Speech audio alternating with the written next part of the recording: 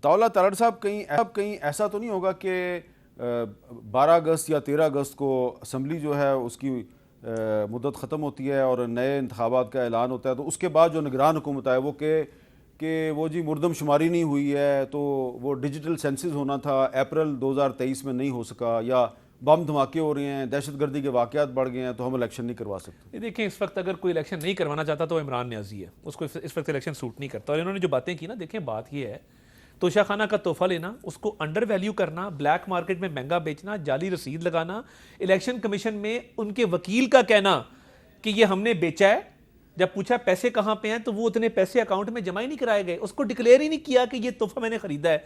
फिर उन ऑडियोज का आना और बीबी साहिबा का ये कहना कि ये तोहफों की तस्वीरें क्यों खींची, इनको मेरे पास सीधा क्यों नहीं लेके आए, ये वहाँ क्यों पड़े हुए थे। ये देखिए बड़े चुपते हुए सवाल आते हैं। और ये जो बात कर रहे थे अदलिया की 90 दिन के इलेक्शन की, तो ये तो आईनी तरमीम करा लेते हैं। 63A को दोबारा लिखा गया, किसकी खातिर लिखा गया है?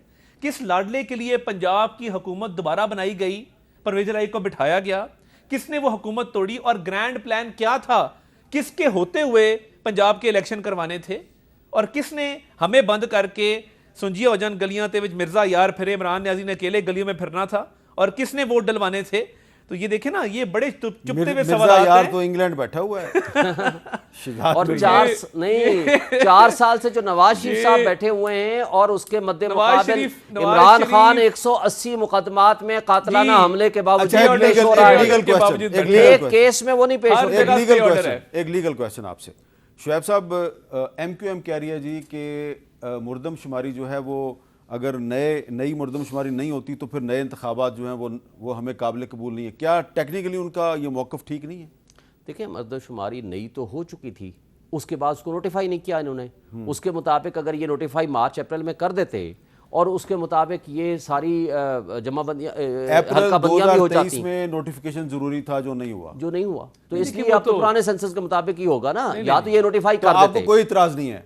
हमें कोई एतराज़ नहीं। हम ये कहते हैं कि इलेक्शंस अपने वक्त पे आइन और कानून के मुताबिक होने चाहिए। इसको फर्दर डिले किया जाना मुल्क के लिए नुकसानदेह है, मुल्क में बेयकीनी की कैफियत ख़त्म नहीं होगी, स्ट्रॉन्ग इंडिपेंडेंट गवर्नमेंट आनी चाहिए। लेकिन एक बात सिर्फ, इस जबर और खौफ की फ़िज़ा को ख़त्म करें। ये मुल्क के लिए नुकसानदेह है, हमारी आवाम के लिए नुकसानदेह है, इसलिए एक डेमोक्रेसी के लिए। ये बता दें कि ये मुर्दमशुमारी का नोटिफिकेशन होना था अप्रैल 2023 में, क्यों नहीं हुआ? देखिए, मर्दमशुमारी जब कंप्लीट हुई उसके बाद एक रिक्वायरमेंट ये है कि मुश्तरका मफादात काउंसिल का इजलास बुलाया जाएगा, उसमें तमाम स्टेक होल्डर्स को, वफाक की तमाम इकाइयों को ऑन बोर्ड लिया जाएगा, उसके बाद इसकी पब्लिकेशन होती है। मैं नहीं समझता, अगर अभी भी CCI का इजलास बुलाया जाता है, जो कि बुलाया जाना चाहिए, तो उसके अंदर अगर अप्रूव होता है कोई इशू नहीं है। इंतखाबी इस्लाहात पे इत्तेफाक हो जाएगा। इंतखाबी इस्लाहात कमेटी ने कल अपनी आखिरी मीटिंग की है और उसमें तमाम पार्टीज जो पार्लियामान में मौजूद हैं उन्होंने अपनी अपनी इनपुट दी है। नवीद कमर साहब उसका हिस्सा है, JUIF के मुअज़्ज़ज़ अरकान उसका हिस्सा है,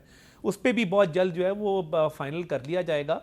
तो मैं नहीं समझता कि ऐसा कोई इशू इलेक्शन टाइम पे होंगे, मर्दमशुमारी के बावजूद इंशाल्लाह टाइम। अगर इलेक्शन टाइम पे होंगे तो हम आपको सलूट मारेंगे।